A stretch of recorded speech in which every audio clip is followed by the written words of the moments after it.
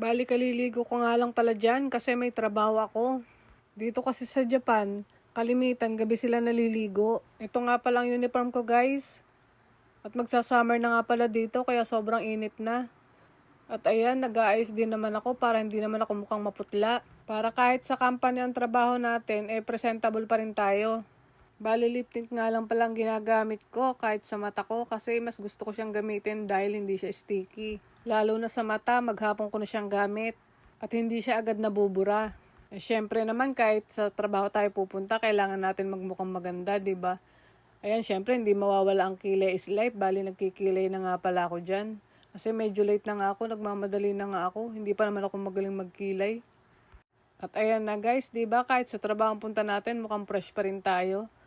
Bale, ito nga pala guys, yung dinadaanan ko papunta sa work. 30 minutes nga pala ang biyahe ko dyan, araw-araw.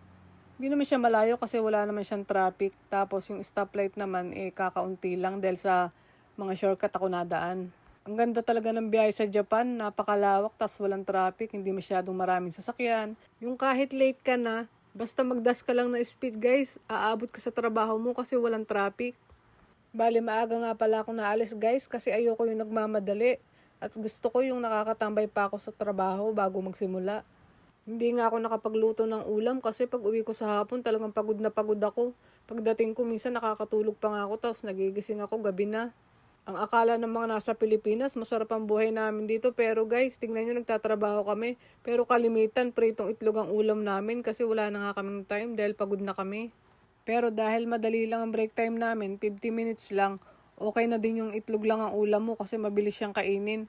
Minsan nga hindi mo na manguya, lunok ka na lang ng lunok kasi kulang sa oras. Bali mas gusto ko nga palang kumain sa sasakyan kasi mas nakaka-relax ako tsaka nakakapagpahinga pa.